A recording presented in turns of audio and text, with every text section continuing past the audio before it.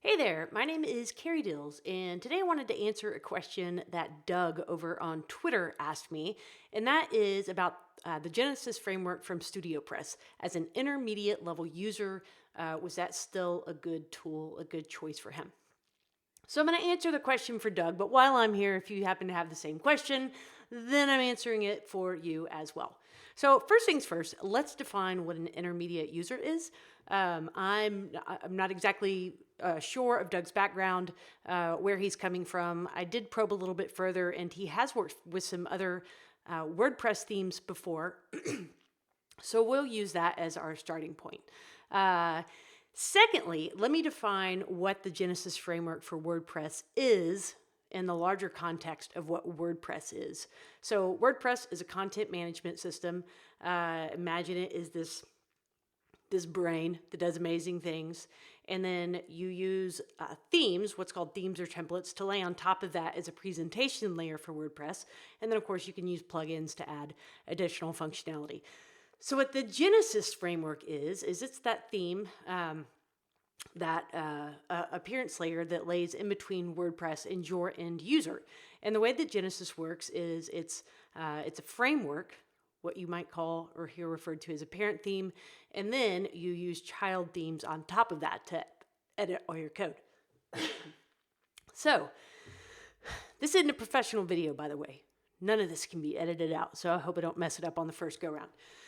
Okay, so that's what the Genesis framework is in a nutshell. There are bajillions of WordPress themes you can choose from, ranging in quality from absolute doo-doo to amazing, amazing. I think that Genesis falls in that latter. It's been around under active development for years. It's solid. It's got good SEO stuff built in. Now, I don't mean it's got SEO magic. You got to do your own SEO work.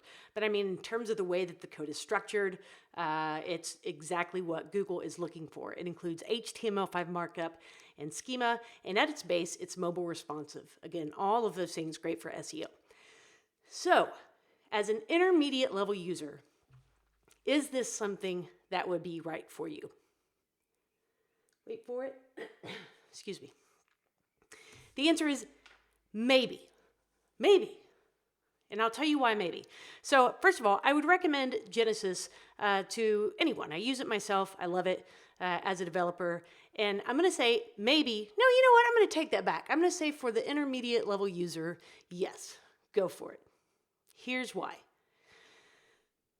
There are a ton of themes available from StudioPress and then some third-party themes out in the wild. I even sell one called Utility Pro.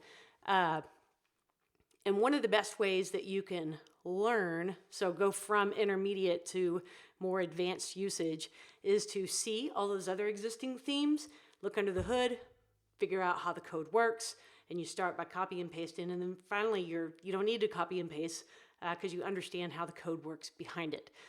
So I think as a developer looking to up your skills, that the Genesis framework is a wonderful place to start. It's where I started.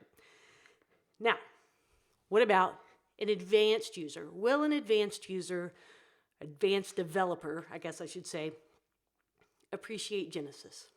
Well, yes and no.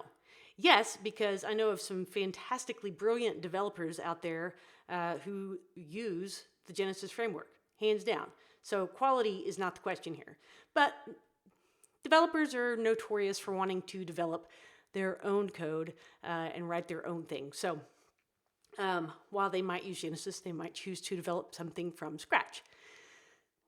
All of that said, let's go a little bit further and talk about what's kind of special about the Genesis framework. So I already gave you some of the features, sort of the under the hood features.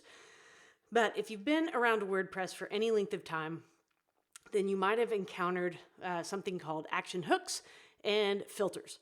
So what action hooks and filters do is enable you to take this code, this brain of WordPress, and either add in your own functionality at defined points. Those would be those action hooks. And then filters, which lets you take something that's going to come out anyway, but somehow change or do something with that output before it hits the screen. That's the basics of it. So WordPress has its own hooks and filter system. The Genesis framework also has its own hooks and filter system built on top of that. And this is what makes Genesis incredibly modular, because you can move things around by unhooking this, adding this here. It's like rooms in a house where you can move the walls around all day long. And that's wonderful. However, if you've been developing with WordPress for a number of years and you're new to Genesis, you might find these new hooks and filters frustrating, because they're not, even though they utilize standard WordPress hooks and filters, they're not off doing crazy things. It still is new stuff to learn. There is a learning curve. But if you look at any great plugins, or maybe that's an exaggeration. There are some great plugins. Take Easy Digital Downloads, take WooCommerce, take the Beaver Builder plugin. All of those have their own hooks and filter system built in on top of WordPress. So that's not weird or unusual. That just happens to be what Genesis does. And if you're not used to working with hooks and filters, it does take a little bit of getting used to. Roundabout question. Doug, I have no idea if I answered your question at all. But all of that to say that indeed I do recommend Genesis, but I always like to put that little asterisk that if you've been working with WordPress for a while and you're a pretty comfortable developer, then you might not like working with Genesis, because you might not want to use all of the actions and filters that it includes. So with that, am I done? Oh, one more thing. Yes. Okay. So let's go back to that intermediate user. Here's one more option, and this is a new one. So StudioPress just rolled out something called StudioPress Sites a couple of weeks ago. And what that is a hosted version of the Genesis framework. So old school is I pay for hosting somewhere, I install WordPress, then I install the Genesis framework, and I maintain my my hosting account and do whatever I want to do there. And if I want to make changes to the Genesis framework, don't make changes directly to the framework, always make changes through a child theme. But I can do that over here on my server. New way, or really just alternative way, because still are both valid. But the new way is the StudioPress Sites. And what that is it takes the hosting off the table. It does that for you. You've already got WordPress installed. You've already got Genesis framework installed. And you have one-click access to every StudioPress theme under the sun, which if you bought the developer package, which includes all of their themes, I think it's like $500 or something. Wait for it. I need to modulate my breath when I'm speaking, but I don't seem to be able to do that very well. Okay, so in that case, you've got access to all these themes without paying for a developer license. You've got hosting already taken care of for you on servers that are specifically set up to run WordPress optimally. And then you've got these one-click installs of some really popular plugins that you'll use if you're running an e-commerce store. I mentioned Beaver Builder earlier. It's got the light version of that built in.